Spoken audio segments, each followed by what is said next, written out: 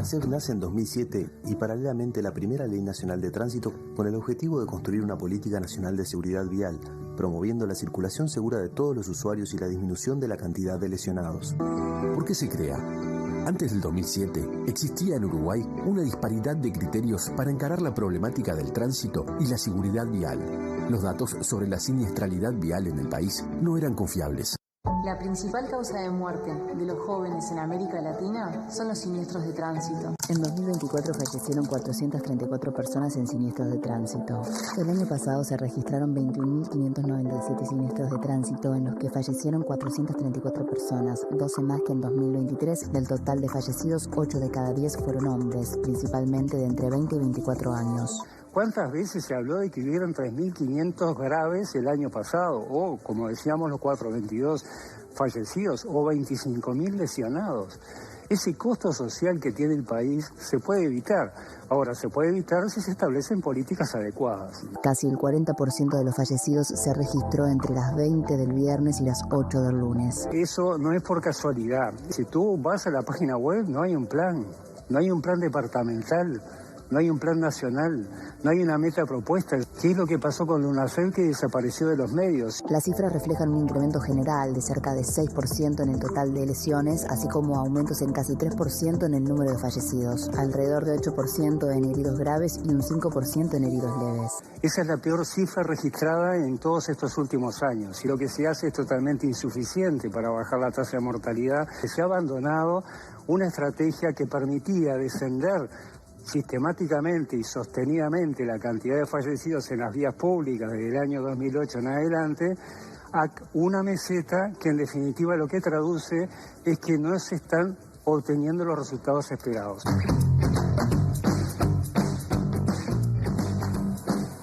21:32 en el vivo de Noche Domingo en La Letra Chica. Vamos a hablar de tránsito en general, de siniestralidad en particular.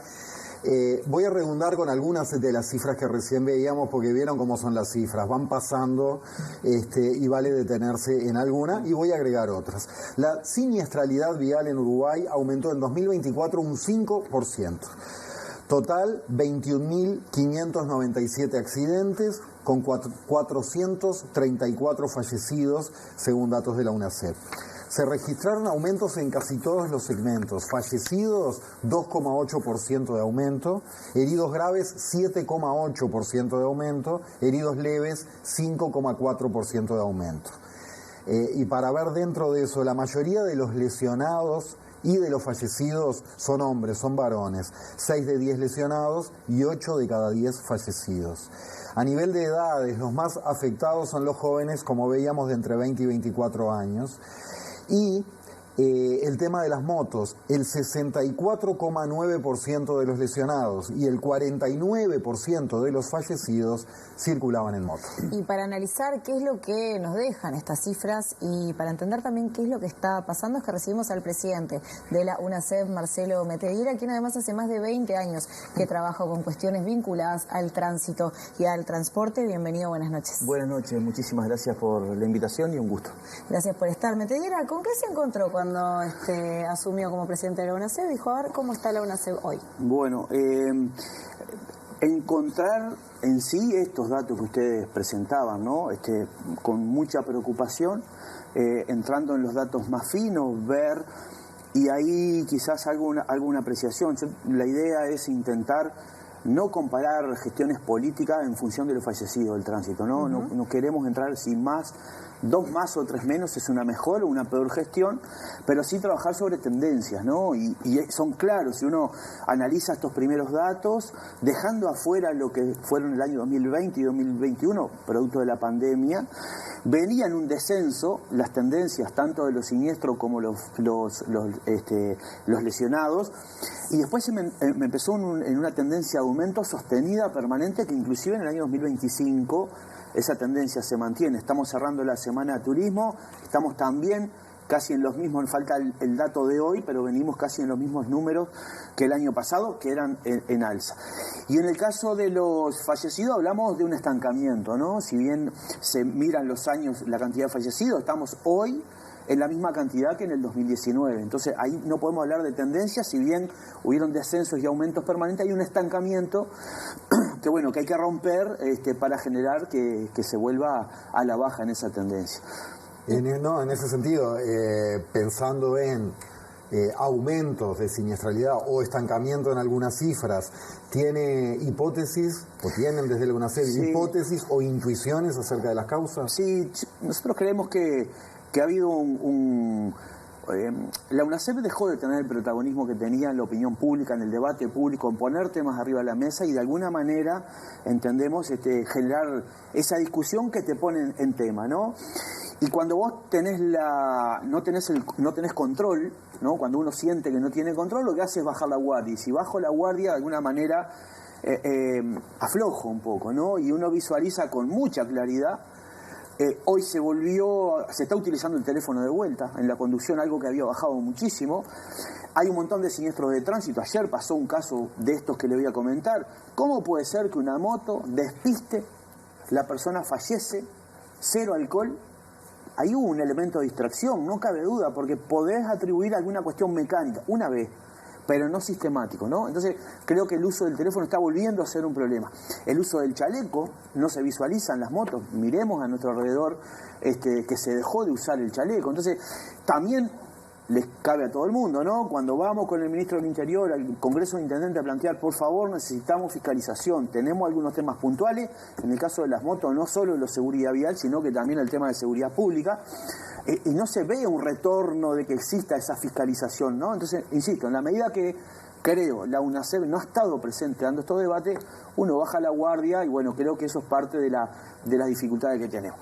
También es cierto, aumentó el parque automotor, pero aumentó el parque automotor y aumentó casi el doble el consumo de combustible, por lo tanto no solo hay más vehículos, sino que se circula más. Eso también pone de alguna manera un grado de exposición en la seguridad vial preocupante. ¿Y por qué no hay interés en intensificar los controles si aparentemente son un elemento necesario para disminuir los accidentes que no solo tienen justamente como resultado el fallecimiento de las personas, sino muchas veces personas que quedan con secuelas? Hay situaciones muy complicadas que están vinculadas a esto. ¿Por qué si se sabe que esto funciona o se disminuyó o no se aplica lo suficiente? Bueno, yo creo que no se aplica lo suficiente.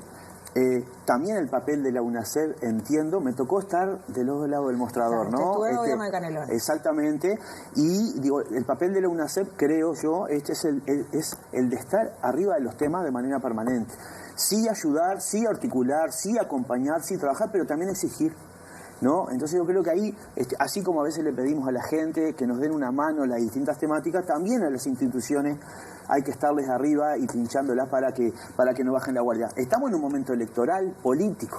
Es muy antipático los temas de tránsito. Ningún intendente o intendenta o candidato va a salir a decir, vamos a salir a fiscalizar. No, y creo que es contraproducente en realidad, porque realmente debería pagar en votos, por decirlo de alguna manera, cuidar el tema de la seguridad vial, ¿no? Entonces yo creo que ahí hay un papel de la UNACEB a jugar muy importante.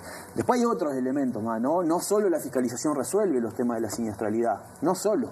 Hay un plan que estamos tratando de armar para hacerlo público, que todo el mundo lo conozca como UNACEB, en el cual va a tener 4 pilares: trabajo institucional, lo normativo, lo operativo, lo de impacto, planteándolo en 3 tiempos, de aquí que asumimos a 6 meses, con objetivos claros, de 6 a 18 y 18 al final del periodo, y ahí ir armando un montón de cositas que tenemos arriba de la mesa, cosas que ya se venían trabajando a nivel de las intendencias, a nivel de las direcciones de tránsito, y otras que estamos poniendo arriba de la mesa de articulación, de debate y de trabajo con la gente. Bien, ya profundizaremos en elementos de ese plan, pero vamos a sumar una opinión, una mirada, porque hace un instante Abril Mederos, nuestra compañera, estuvo en el móvil conversando con Diego Ibáñez. Diego Ibáñez es un influencer y comunicador abocado a temas de tránsito, así que Abril, buenas noches y adelante. Gracias, compañeros. Y para hablar sobre esto justamente ya estamos en presencia de Diego Ibáñez, influencer y comunicador en materia de tránsito. Diego, gracias por estos minutos. Bueno, para arrancar, capaz que contanos un poquito cómo te acercaste a este tema, cuándo empezaste a trabajar como influencer. Bueno, muchas gracias por la invitación, primero que nada, la verdad es un agrado para mí estar acá. Y respondiendo un poco a tu pregunta, ¿hace cuánto tiempo fue que empezó este interés? Ya empezó hace unos cuantos años, se podría decir que más o menos 3 años que empezó el interés en cuanto a todo lo de material vial, todo sobre tránsito, leyes, normas. Empezó con un tema de preferencias, que es de lo más discutido hoy en día, y allá hace 1 año y medio más o menos que empecé a sacarlo al público, es decir, bueno, tenía muchas dudas, podía responder, pero quería hacerlo de forma masiva, entonces dije, bueno, voy a crearme la red social. Ahí empezamos a hacerlo con TikTok, después empezamos con Instagram también. Fue un crecimiento enorme porque hay muchas dudas en la calle y bueno, en cierta forma la gente empezó a confiar en mí para que yo les pudiera responder y hoy en día estamos en donde estamos gracias a la gente y también gracias un poco a determinados agentes dentro del tránsito que me empezaron a ayudar, como son inspectores, directores de tránsito, policía de tránsito y demás agentes que también me dieron una mano en todo este recorrido, ¿verdad? Tiene como 2 patas tu cuenta, de alguna manera como el repaso de lo que son las normas de tránsito y también algún sketch como más bien de humor. Sí, de hecho alguno de esos sketches es llevado por realidades que hay, que claro, nosotros no podemos obviar de que no existen a día de hoy. Me imagino de qué sketch se puede llegar a hablar, pero sí, muchas veces nosotros tenemos el error o mismo se cometió el error desde determinadas fuentes nacionales, digamos, encargadas de darle la información a la gente, de decir, bueno, lo hicieron muy estricto, lo hicieron muy al pie de la letra y muchas personas no entienden al pie de la letra, entonces ahí es donde me di cuenta de que había que cambiar algo y lo empecé a hacer, bueno, esto es así, pero yo lo voy a decir de determinada forma que se entienda. Entonces creo que ahí está ese diferencial y es en la comunicación que le puedo brindar a todos aquellos que miran mis videos, ya sea desde el humor, que es como la gente en realidad más le atrae, y desde no tanto el humor y decir, bueno, este tema no se puede afrontar desde el humor, lo tenemos que hablar de forma seria, pero que se entienda, que eso es lo que intento comunicar. Hace un par de semanas se presentaron las cifras de 2024 de la UNACEB en materia de siniestralidad, empeoraron todos los indicadores. ¿Qué función entendés que cumplen cuentas como la tuya y qué diálogo entendés que tiene que darse culturalmente para que de alguna manera estos números mejoren? Bien. Sin duda, estuve presente, de hecho, recibí la invitación para ir a los datos de siniestralidad del 2024. Claramente también pude escuchar mismo del presidente Metediera que los datos ya se podían esperar, que ya nos iba indicando la cantidad de noticias que teníamos de siniestros y demás, y de fallecidos, que es lo que se intenta reducir de acá a 2030, que iban incrementando, pero algo que también me impactó fue, y que era de esperarse, ¿no? Por supuesto, que los datos como empezaron este año también muestran que esa gráfica va aumentando, incluso más que el año anterior. Entonces, creo que mi cuenta, el rol que empieza a cumplir en la sociedad es, bueno, vamos a hacer un cambio. Hasta el momento que mi cuenta se creó no había alguien que hiciera lo mismo, digo yo que era por algo cultural, porque nadie quería ensuciarse las manos, vamos a llamar, o mismo hablar desde no tener propiedad. Entonces empecé a tomarme ese tema en serio, empecé a intentar expandir el conocimiento y llegar a todas esas personas que tenían una duda, bueno, responderles de cierta forma, y creo que por ahí empieza el cambio, ¿no? Ya que una persona venga y me diga, mirá, gracias a vos pude salvar la licencia de conducir, o gracias por responderme esta duda que tenía hace tiempo, eso indica de que, bueno, que vamos bien y es el camino correcto. ¿Qué tipo de respuesta recibís por parte de la gente que te sigue? ¿Cuáles son los mensajes que te llegan? ¿Qué clase de conversaciones se dan en esta red? Bien, como todo, acá tenemos los mensajes buenos y también tenemos los mensajes malos. Porque el tránsito es como la psicología. Todo el mundo cree que puede opinar. O todo el mundo opina porque todos estamos dentro de... A ver, evidentemente el tránsito nos involucra a todos. Todos somos usuarios de la vía cuando salimos, no necesariamente los conductores. Eso es algo que hay que diferenciar mucho. El peatón es un usuario de la vía, el motociclista es un usuario de la vía, el conductor es un usuario de la vía. Por ende, claramente los mensajes son variados, nos vamos a encontrar de todo. En un principio quizás me afectaba más, pero luego ya dije, bueno, esto en realidad el fin y el propósito que tiene la página va más allá de una crítica que me pueda llegar a venir a decir, no, bueno, no supo más nada, sino que, bueno, me agarro de los mensajes de apoyo y decir, bueno, lo vamos haciendo bien, porque se te acerca un policía de tránsito y de repente, yo te conozco, ¿viste? Y decís, bueno, estamos llegando. Entonces, es a no bajar los brazos en ese sentido. Muchas gracias, Diego. Por favor. Bueno, allí teníamos la palabra de Diego Ibáñez, influencer y comunicador de tránsito. Lo pueden seguir en sus redes sociales, Tránsito UI, en Instagram y en TikTok, quienes estén interesados. Muy bien, Abril Mederos, muchísimas gracias por acercarnos la voz de Diego Metediera. Me quedé pensando un poco en cuál es el rol de la comunicación, justamente, por ejemplo, en lo que refiere a prevención, y más allá de la comunicación, pensando en un tipo de comunicación como la que hace Diego, ¿no? Que es a un público específico y con un lenguaje también muy específico. Sí, es fundamental. De hecho, una de las primeras reuniones que tuvimos cuando yo asumí el 10 de marzo la UNASEC, ¿no? Se sumó el resto del equipo, falta todavía que se integre la oposición, que también vale decir en esto crear política pública nacional va a tener las puertas abiertas para sumarse a un equipo de trabajo. Si bien no ser oposición, seremos oposición, pero la oferta va a ser de que se sume un equipo de trabajo. Entonces, una de las primeras reuniones que tuvimos fue con Les, el responsable de comunicación de Presidencia, porque justamente entendemos que nosotros parte fundamental de tener éxito en esto es comunicar a la gente. Digo, hay formas de alguna manera que pretendemos que por el lado de la educación formal y no formal se le pueda llegar a la gente, pero la comunicación es fundamental y para eso estuvimos intercambiando. Con Diego también estamos en contacto, vamos a tener alguna novedad más también con algunas personalidades del país que se están sumando a armar un plan de comunicación. Vamos a intentar usar todos los medios que tenemos, también las campañas de bien público, reposicionar en eso también, o sea, es fundamental. La comunicación es fundamental en lo cotidiano, hoy por hoy en todo, y en esto también es muy importante. Hablábamos, Metediera, hablaba usted, antes de ir al móvil, de un plan y plazos. Dentro del plan, por ejemplo, ¿está la libreta por puntos? Sí. ¿Y si podemos explicarla, Bien. ¿y qué cambiaría? ¿Por qué creen que es una herramienta importante? Bien, hablemos de la libreta por puntos. Bien. Y después quizás del plan. Bien. La licencia de conducir por puntos es un trabajo acumulado a nivel nacional muy importante. De todas las intendencias del país, de todas las direcciones de tránsito del país han aportado en el trabajo. Yo siempre me gusta decir esto porque se muestra lo acumulado. Hoy hablamos de una licencia de conducir por punto porque antes redactamos una ley que creó la licencia de punto. Pero antes unificamos las multas, 4.484 códigos de multas distintos a nivel nacional, los resumimos en 218.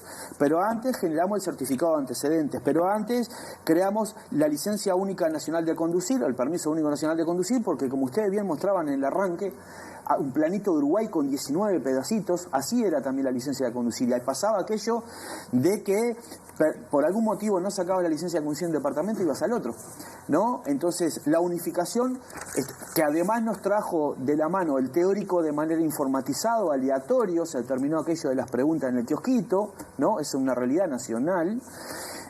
Un registro único de conductores y un registro único de sancionados. Entonces, con toda esa acumulación de trabajo, es que hoy podemos hablar de la licencia por puntos. ¿Por qué para mí es importante la licencia de conducir por puntos? Porque va a ser un cambio cultural muy importante en la forma de conducir. Si tú, primero, nos iguala en términos sociales, no alcanza con tener plata hoy para pagar una multa y seguir de viaje, porque la conducta en la conducción también, aquellos que tienen la posibilidad de pagar multas sin mayor dificultad, manejan distinto que quien le cuesta quizás un aguinaldo o una licencia pagar una multa. Eso por un lado. Por otro lado, si tú sabes, hoy hay solo una multa que te suspende la licencia de conducir, que es la espirometría positiva o el cannabis, ¿no? Van a existir 8, 10, 11 multas específicas, no van a ser todas, no van a ser las 218, que te van a restar puntos. Y si se restan puntos, vas a tener la licencia de conducir suspendida por varias de esas multas que hoy salís a la calle y las resolvés económicamente y a veces ni siquiera pagando. Entonces te va a predisponer distinto. ¿Suspendida, perdón, por una infracción puntual de cierta gravedad o solamente se suspende cuando llega a cero la puntual, cuando perdés todos los puntos? Exactamente, digamos. Cuando perdés todos los puntos se suspende por 6 meses. Estamos hablando de que, y otra cosa importante que tiene, la licencia de conducir por puntos va a comenzar con 8 puntos. Hoy si haces las cosas bien nadie te reconoce nada. En esto, en la medida que vas pasando el tiempo y no vas teniendo multas de esas que restan puntos, vas a sumar puntos, al punto tal de que vas a llegar a 15 puntos total. También se reconoce de alguna manera el hacer bien las cosas en la calle. Cuando no haces las cosas bien, se empiezan a restar puntos y ahí vas a tener la posibilidad de recuperar hasta cierta cantidad de puntos con clases teóricas, que no son el teórico de la licencia de conducir, que es otro formato que es lo que se está construyendo. Y bueno, si llegás a 0, vas a estar 6 meses suspendida la licencia de conducir. Ahí hay que separar el conductor profesional del almater, hay otro trabajo que hacer. Sí. Yo siempre pongo mi caso, yo tengo licencia de conducir de ómnibus y de camión. Y hoy no manejo ómnibus y camión. ¿Por qué me tienen que considerar distinto? No. Y al revés, hoy una licencia de conducir amateur es hasta 4.000 kilos. ¿Cuánta gente labura con una licencia de conducir amateur? Entonces tiene que tener un tratamiento distinto. Eso hay que terminar de armarlo. Pero, insisto, yo estoy convencido que si vos salís a la calle y sabés que no tener licencia de conducir te resta puntos, la velocidad en X exceso, no quizás el primer escalón, pero sí los superiores, te vas a predisponer distinto. Y después algunos otros elementos que los hablaremos con el plan que también suman a un montón de políticas de esta característica. Para saber, ¿cuál es el camino que tiene que transitar esta propuesta para ser aprobada? Se tiene que reglamentar la ley de tránsito, la ley 19824, se aprobó en septiembre del año 2019 y no se reglamentó durante estos 5 años. Hay un principio de acuerdo para poder reglamentarla. Mi intención es reglamentarla antes de que se vayan los intendentes y las intendentas de ahora. ¿Por qué? Porque la trabajaron. Si cambian las intendencias y no reglamentamos la ley, otra vez va a tener que volver a discutir, vamos a perder tiempo. Entonces la idea es instrumentar esa reglamentación. Vamos a tener ya reuniones fijadas la semana que viene para intentar reglamentar el capítulo 1, 2 y 3. En el 3 es el que está en la licencia de conducir por puntos. Y a partir de ahí que está reglamentado, empezás a desarrollar el desarrollo informático para el funcionamiento de la licencia de conducir, ver cómo se van a dar las clases teóricas, porque no todas las intendencias tienen academias o oficinas cercas como para, seguramente sea por la modalidad web. Bueno, ahí estamos trabajando con AGESIC, y bueno, y poner a funcionar esto, que creo que, y ahí a diferencia de cómo venían caminando, creo que hay que hacerlo en un proceso, no hacer todo junto, porque es un cambio cultural muy importante, porque la gente tiene que apropiarse también, acostumbrarse, conocer ese proceso para que salga de la mejor forma posible. ¿Y qué pasa cuando usted habla de cambio cultural, ¿no? Cuando hay candidatos, por ejemplo, en Maldonado, no sé, pienso en Rodrigo Blas, que salió justamente en los medios porque tenía 44 multas por exceso de velocidad, y que él justamente planteaba lo de la cuestión de poder pagar la multa y seguir manejando. ¿Cómo se hace también para luchar con determinados discursos que se manejan desde la política, que de alguna manera justifican el ir en contra de la norma de tránsito? Yo creo que... Hablando en general. Sí, no, porque quiero separar lo que son la politiquería con los temas de tránsito y con lo que es el trabajo cotidiano. Me consta que el trabajo en las 19 intendencias con las direcciones de tránsito no pasa ni cerca por él, ¿no? Entonces, aquellos que vivimos cotidianamente el trabajo de oficina, de calle, te puedo garantizar que hay unanimidad. De hecho, algunos de los planteos nuevos que traemos, lo traemos desde la experiencia de haber estado ahí. Entonces, nada, eso lo tiene que valorar la gente, ¿no?